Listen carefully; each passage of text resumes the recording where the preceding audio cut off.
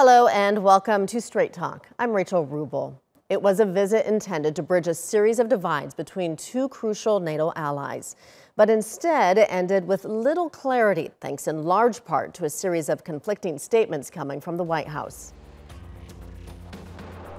We've been fighting for a long time in Syria. In December, U.S. President Donald Trump declared victory over Daesh and said U.S. troops in Syria were coming home. No conditions, no qualifications. But then, U.S. National Security Advisor John Bolton made a list of public demands on Turkey before visiting the country, that the YPG terror group be protected as the U.S. withdraws. The statement was harshly criticized by Turkey's President Recep Tayyip Erdogan. Bolton has made a serious mistake, and whoever thinks like this has also made a mistake. It's not possible for us to make compromises on this point. Meanwhile, Turkey's foreign minister gave a stern warning that a military operation to clear northern Syria of terrorists could happen at any time, regardless of the U.S. withdrawal, which, according to U.S. defense officials, is pushing ahead. The U.S. currently has about 2,000 troops in Syria, with most concentrated in the country's northeast. Part of a coalition to battle Daesh, the U.S. armed, trained, and fought alongside the YPG, which is the Syrian branch of the PKK terror group. And joining me now are Recep Soylu, who is a correspondent covering Turkey at the Middle East Eye, and Borzo Doragahi, who is a senior fellow at the Atlantic Council. Thank you both for joining me today. Recep, I'll start with you.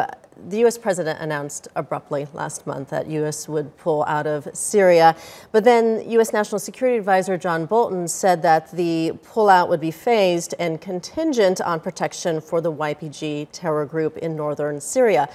Bolton had to know that that would anger Turkey, yet the purpose of his trip was to contain fallout from Trump's announcement. Now, has he actually made things worse?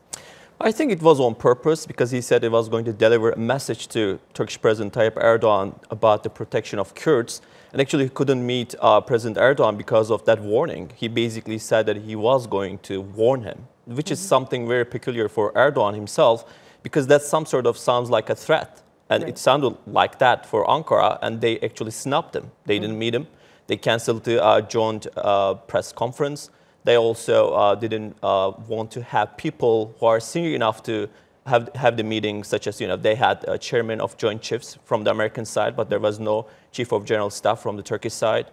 And in terms of the delegation's composition in Turkish side, it was a lower level other than the spokesman Ibrahim Kalın.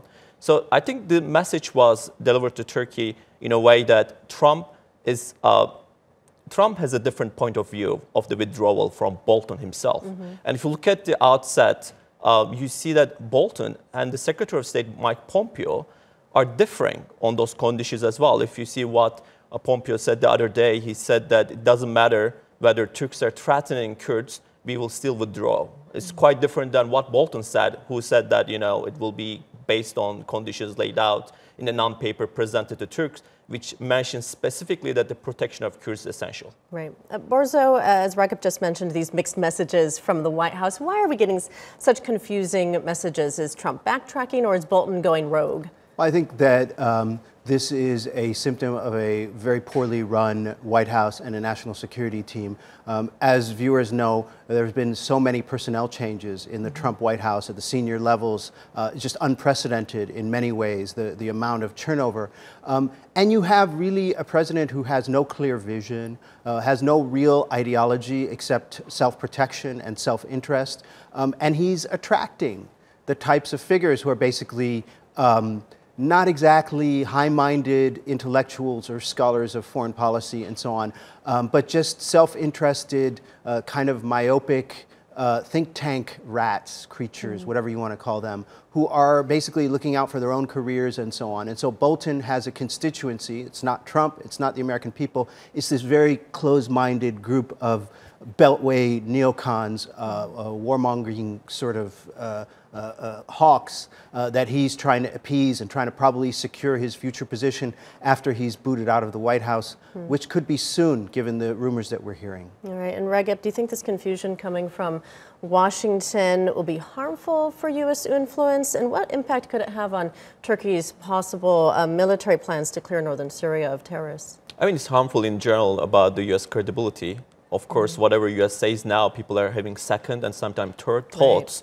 And right now, if you see the messages coming out of Ankara from Turkish Foreign Minister Mevlut Çavuşoğlu, basically saying that, they trust President Trump's words rather than, they just basically start to ignore whatever told by other officials, senior officials from the American administration, other than Trump himself. And Turkey, I think, is still giving some time to Washington to sort out their differences about this withdrawal. And also President Tayyip Erdogan himself said that he will speak directly to Trump and, try to sort out this basically slowing down. But in the same time, we shouldn't expect from Turkey to wait a lot. I believe before March local elections, we can see an operation in northern Syria, especially around Manbij. That was a topic discussed by the General Dunford and General Akar in Ankara, and both readouts issued by Turkish and the American Defense Departments mentioned about the fact that a process needed to be done in Manbij in terms of the roadmap. Bolton, why do you think the U.S. is insisting on supporting and protecting a terrorist group rather than Turkey, its NATO ally? I think that the U.S., even though it lists the Kurdistan Workers' Party as a terrorist organization, the PKK, it does not quite view the Syrian offshoot as equivalent, at least in some policy circles, and that is despite the sort of assessment of its own intelligence agencies. And on this one, you can't really blame Trump. This was an Obama policy to partner with the Syrian Kurdish-led militant groups of the northern Syria in the fight against ISIS. And by many accounts, they fought valiantly. They fought well against ISIS, against Daesh. And so I feel that there is within U.S. policy circles a sense that they don't want to betray the Kurds again, as has happened repeatedly throughout U.S. history in Iraq, in other parts of the Middle East. And so I think that's why. And Trump is just inheriting this mess from the Obama era and trying to resolve it. How likely is it, do you think, for the regime and YPG to cooperate in northern Syria, and how could that impact Turkey's military operations there? I think that there is a possibility that they could collaborate. I think that would in many ways be a betrayal of Syria's Kurds, the people of Syria Kurds, of Kurdish ethnicity in northern Syria, because they have suffered immensely at the hands of the regime of Bashar al-Assad. But on the other hand, if you look at the history of the YPG, PKK, PYD complex, those Kurds loyal to militant leader Abdullah Öcalan, there has been a lot of dealing with both the Syrian regime and the Iranian regime and the Russians over the decades. Recep, some analysts claim that the possible Turkish operation may hurt Turkey's relationship with Russia. What do you think of this? Is it Russia's best interest to prevent Turkey in northern Syria? It depends on the agreement and the negotiations between two parties. I mean, Russians have an agreement with Turks about Manbij, for example, that they will allow or facilitate Turkish basically control in Manbij in one way or another. But in northeastern Syria, I guess along the border, they are going to tolerate a Turkish existence. So I don't think not necessarily that it will lead a Turkish-Russian problem or a crisis. But of course, if Turkey is trying to get more south, like towards Raqqa or Deir ez-Zor, there might be some problem. But on the other hand, if you speak about the bilateral relationship in connection with the United States, that Turkey was using its relationship with Russia as a leverage against the United States. Now we are pulling out. Maybe Turkey doesn't need to that much depend on Russia anymore. And do you think the U.S., or rather Turkey, still has the upper hand on the U.S. in terms of negotiations with Syria, considering that the U.S. doesn't really seem to have a clear plan for Syria? I think as Erdogan mentioned in his article on New York Times, Turkey is negotiating on basically a point of strength rather than just a weakness, because that's the one that the United States pulling out, not Turkey. Turkey has a skin in the game. So it actually had a lot of, chips in the game that can use. And United States basically depending on Turkey to prevent a mess happening in Syria, there is a domestic side. So Trump needs to address that concerns domestically, because by 2020, if ISIS revives in the area, there might be a concern for his election ambitions. Still a lot to talk about, but thank you so much for joining me today. Recep Soylu and Borzo Duragahi, thank you so much. Thanks for having us. It's been called the frozen conflict, often overshadowed by wars nearby in the Caucasus, Iraq and Syria. The nearly 3-decade-long dispute between Azerbaijan and Armenia has become a dangerous flashpoint that could threaten a crucial energy corridor. At the heart of the tensions is the region of Karabakh, internationally recognized as the sovereign territory of Azerbaijan, but under Armenian occupation. Baisha Bander traveled to Azerbaijan to see whether there were any prospects for a resolution. Azerbaijan's armed forces maintain their readiness. The ongoing cold conflict with Armenia could turn hot at any moment. Azərbaycan bayrağı azadlıq meydanına gətiriləcək və hərbi paradda göstəriləcək. Azerbaijan and Armenia fought one another from 1988 to 1994. 50,000 soldiers were killed, and more than 1 million civilians were driven from their homes. A ceasefire was eventually signed, but when the dust settled, Armenia had occupied the enclave of Karabakh, which makes up 30% of Azerbaijan's territory. The Nagorno-Karabakh and territories around the Nagorno-Karabakh are occupied territories, but not disputed territories. One night, at the height of the war, stands out as a truly dark moment in Azerbaijan's history. A massacre took place in the village of Khojali. Armenian forces killed more than 600 people there. Survivors are still haunted by the memories of the massacre.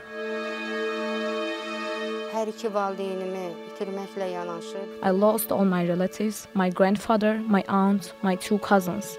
All my close relatives were killed that night. And today, with support from longtime ally Turkey, Azerbaijani officials have promised the past will never repeat itself. We enjoy good cooperation with Turkey. It's a brotherly nation. We conduct a number of exercises annually at all levels. While the dispute between Azerbaijan and Armenia has not degenerated again into outright war, fighting has broken out over the years. Azerbaijan came out on top in those skirmishes as a result of having significantly increased investment in its armed forces. The military believes the balance of power on the battlefield now lies in its favor. And Azerbaijan's armed forces have a long history of military cooperation with Turkey. In 1918, the Ottoman Empire dispatched an expeditionary army to Baku and helped liberate Azerbaijan from Bolshevik and British forces. The sacrifices made by the Ottoman soldiers are remembered with a monument in the center of Azerbaijan's capital. Empires come and go, and for thousands of years, Baku has been at the crossroads of various invading armies. From the Russian Empire to the Soviet era, Azerbaijan as a country has managed to survive the test of time. The competition between Azerbaijan and Armenia for land goes back centuries. Historians say Armenia's modern territorial claims are a product of imperial designs that go back to the days of the Russian Tsars. Meanwhile, the Armenians created a rump state in Karabakh, which they call Artsakh. It is not recognized by the United Nations. Azerbaijan views it as illegitimate, and Armenia's insistence on gaining international recognition of occupied Karabakh remains a major point of contention. Turkey says it will not normalize ties with Armenia until its neighbor reaches a deal with Azerbaijan on Karabakh.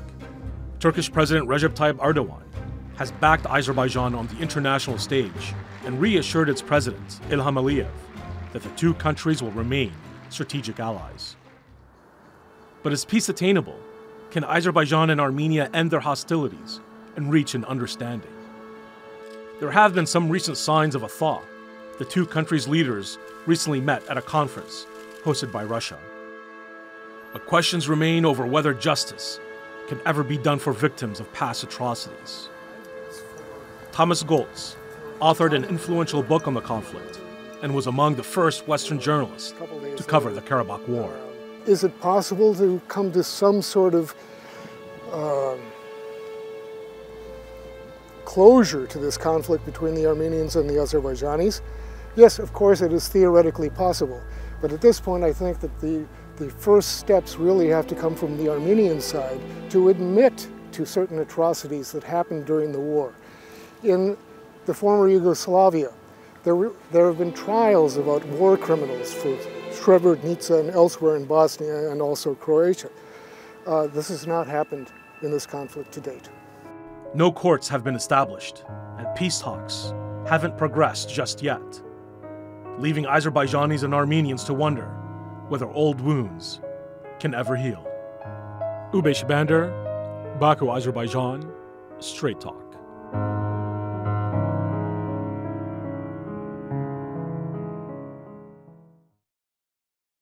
And joining me now, Aydin Nurhan, a former Turkish ambassador who also served in Azerbaijan as a consul general. And joining me from Baku is Hikmet Hacıyev, the head of the Foreign Policy Affairs Department at the Presidential Administration of Azerbaijan. Thank you both for joining me today. Our pleasure.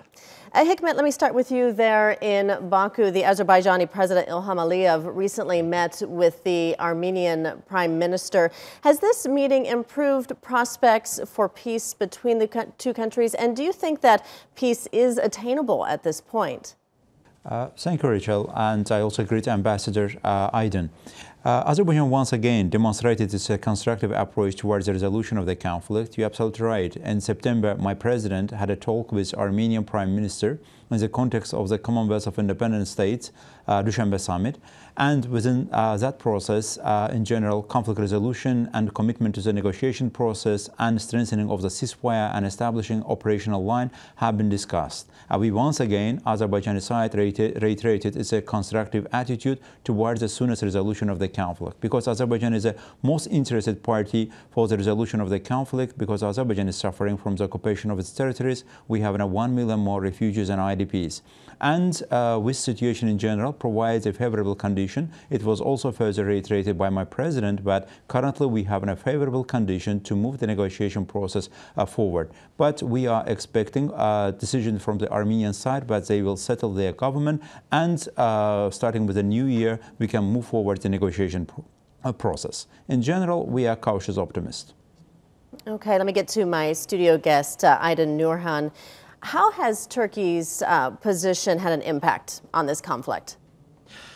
Our priority is the interest of Azerbaijan. They're our brothers, sisters. And the priority of Russia and France, mainly, their priority is Armenia. For instance, Saddam Hussein occupied Kuwait, and he was severely punished. But when Armenia occupied Azerbaijan, 20% of it, as our dear colleague said, more than 1 million people moved away, displaced. Nobody said anything. So we have to find a solution. Turkey and Russia are living a springtime. That may help these two nations solve their problems. For Russia, Armenia. Let me tell you one more thing. Now, strategically, Turkey's way to Central Asia is cut out by the Armenian move. But and the Western nations, the US, France, other Western countries, plus Russia, they say they compete with each other. Okay. They say, we are your real brother, your real father, friend, etc. But look, Georgia and Ukraine, the Western countries, our NATO allies, let's say. NATO allies say that they want Ukraine and Georgia on their side. Okay. But it's very easy to take Armenia to our side. They can never think of that. Armenia's gate to the West, to civilization, is through Turkey, not through Russia. Okay, I want to interrupt real quick because I want to get back to Hikmet and talk about the possibility for peace. What do you think needs to happen to facilitate peace? What are the steps that need to take place? Rachel, here we should look at the fundamental basis of this conflict. Fundamental base of the conflict is that Armenia, by use of force, occupied sovereign territories of Azerbaijan. And more than 26 years, the territories of Azerbaijan are under the persistent military occupation. And in the occupied territories of Azerbaijan, Armenia also conducted notorious ethnic cleansing. A million more Azerbaijanis are living IDPs and refugees. And now, currently, we have a status quo based on occupation. And Armenian side also tries to impose fait accompli sort of an approach towards the settlement of the conflict, and also tries to consolidate status quo of occupation. That's not unacceptable. Therefore, to move forward for the negotiation process and for the settlement of the conflict, we should get rid of the fundamental issues of the conflict. That's an fact of occupation. And fact of occupation also demands withdrawal of Armenian troops. And it's also a fundamental basis for the resolution of the conflict has been enshrined in the 4 resolutions of the United Nations Security Council, Helsinki Final Act, and some other documents. Therefore, we have international legal instruments. In the meantime, political will of the international community towards the resolution of the conflict. But first and utmost, Armenia must withdraw its troops from the occupied territories of Azerbaijan, and it will create conditions for moving forward political resolution of the conflict. But most important thing is seizing the fact of military occupation. And from here, the remaining issues can move forward. So if a peace deal is signed, do you think ethnic reconciliation is possible? Azerbaijanis and Armenians used to live side by side. Do you think that they could coexist in the future, considering past atrocities? Absolutely. You know, Azerbaijan is proud of its multicultural society, and different communities and ethnicities are living in Azerbaijan in a peaceful manner. And before the conflict, Armenians and Azerbaijanis lived peacefully in Nagorno-Karabakh region of Azerbaijan, including some other parts of Azerbaijan. And Azerbaijan has a very tolerant culture. And therefore, in the process of the conflict resolution process, as we already said, we should get rid of the fact of military occupation, and afterwards, an important step is the return of the IDPs and refugees to their homes. And within that process, of course, it's not an easy and it's a time-consuming process, but we can start wider ethnic reconciliation process and confidence-building measures. And in that context, we can also build on a wider regional cooperation. Ambassador also touched upon the regional context. It's also extremely important that we should look at the current situation of Armenia. As a result of this conflict, Armenia became a self-isolated country without any outreach to the neighboring countries, and also without any particular transportation links to the international community of wide world. And as a result of the conflict resolution process, Armenia will also have an opportunity to get a benefit, and most importantly, Armenian people can also benefit from the regional cooperation. And Azerbaijan fully supports all regional interactions and cooperation, also comes up with initiatives further strengthening regional cooperation and trade, including the transportation links. And in that process, Armenia can also get benefit. And therefore, ethnic reconciliation, of course, it's a time-consuming, difficult process, but it's impossible. But most importantly, Armenian leadership should prepare its people for the peace. And they should understand that with the occupation and occupation of your neighboring countries' territories, and with the ethnic cleansing, and also imposing a complete sort of approach towards the resolution of the conflict is a way to nowhere. And a peaceful neighborhood, first of all, requires a law-abiding approach or rule of law-based approach towards the neighbors, and also seizing the occupation and aggression, policy of occupation and aggression towards the neighboring countries. Okay, let's get back to my studio guest, Aida Nurhan. You'd mentioned the relationship between Russia and Turkey. Russia has traditionally been an ally of Armenia, but that relationship has actually been cooling lately. Does that open the door for Azerbaijan in this? Why not? Now, let me tell you, let's go to history and strategy. Russians ruled Central Asian Turks, Muslims. Turks ruled Orthodox. So we have a joint history, heritage, experience. My ideal, my dream for one day is in the Caucasus, which is in fact operating now in Armenia, whatever you find is Turkish made. Did you know that? I did not know that. Yes. So our economies are one economy. Can you think of Benelux countries? Azerbaijan, Armenia, Georgia, and Turkey, a joint economic group, it is possible. Okay. With Russia's blessing, I don't think Russia would say no to that.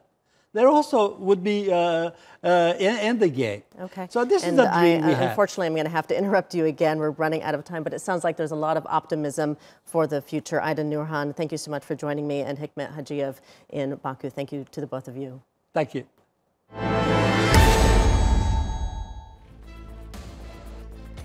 That's all for this edition of Straight Talk with me, Rachel Rubel. If you have any comments, do share them with us on Twitter with #StraightTalk. And don't forget to subscribe to our YouTube channel. Until next time, take care and goodbye.